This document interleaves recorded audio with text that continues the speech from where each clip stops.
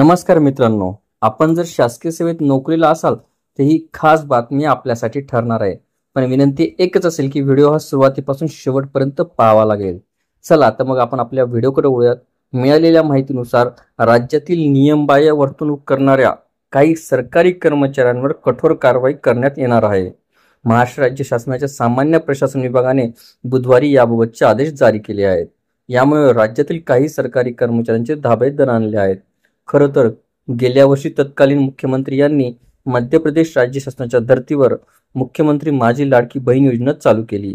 या अंतर्गत राज्यातील पात्र महिलांना दरमहा 1500 रुपये दिले जात आहेत। मात्र गेल्या वर्षी झालेल्या विधानसभा निवडणुकीच्या गडबडीत ही योजना जाहीर करण्यात आली होती आणि विधानसभा निवडणुकीमध्ये याचा फायदा व्हावा यासाठी तत्कालीन महायुती सरकारने ही योजना घाई गडबडीत लागू केली। याचा परिणाम म्हणून अर्जदारांची काटेकोर पडताळणी झाली नाही। म्हणूनच अनेक महिला अपात्र असताना सुद्धा याचा लाभ घेऊ लागलेल्या आहेत। पण आता वर्तमान सरकारने या योजनेची काटेकोर पडताळणी चालू केली असून या योजनेसाठी ज्या महिला अपात्र आहेत त्यांना योजनेतून वगळले जात आहे। मात्र ही पडताळणी करत असताना राज्य सरकारच्या असे निदर्शनास आले की राज्यातील 9000हून अधिक राज्य शासकीय सेवेतील महिला कर्मचारी सुद्धा याचा लाभ घेत आहेत। दरम्यान आता याच पात्र नसतानाही लाभ घेतलेल्या महिला सरकारी कर्मचाऱ्यांवर राज्य सरकारकडून कारवाईचा बडगा उगारला जाणार आहे। बुधवारी सामान्य प्रशासन विभागाने ज्या महिला सरकारी कर्मचाऱ्यांची लाडकी बहीण योजनेचा लाभ घेतला आहे त्यांच्यावर कठोर कारवाई करण्यात येईल असा इशारा देत याबाबतचा संबंधित विभागांना निर्देश सुद्धा देण्यात आलेले आहेत।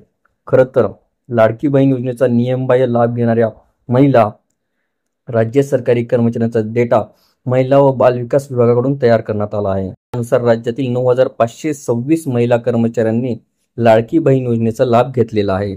म्हणून आता अशा महिला सरकारी कर्मचाऱ्यांवर महाराष्ट्र नागरिक सेवा नियमानुसार कठोर कारवाई करण्यात येणार आहे। या संदर्भात महाराष्ट्र राज्याचे मुख्य सचिव यांनी राज्यातील सर्व विभागाच्या सचिवांची बैठक घेतली होती।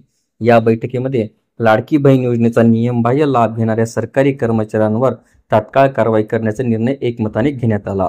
अशा गैरप्रकारांवर जर तात्काळ कारवाई करण्यात आली नाही तर भविष्यात इतर कर्मचारी सुद्धा अशा योजनांचा गैरफायदा घेऊ शकतात। म्हणून हा निर्णय बैठकीत एकमताने मंजूर करण्यात आला। सामान्य प्रशासन विभागाने लाडकी बहीण योजनेच्या चुकीच्या पद्धतीने लाभ घेतलेल्या सरकारी कर्मचाऱ्यांकडून त्यांच्या खात्यात जमा झालेली योजनेची संपूर्ण रक्कम वसूल करण्यात येणार असल्याचे स्पष्ट केले। एवढंच नाही तर त्यांच्यावर दंडात्मक कारवाई सुद्धा होणार आहे। या व्यतिरिक्त काही प्रकरणांमध्ये संबंधितांनी पगारवाढ सुद्धा थांबवली जाऊ शकते।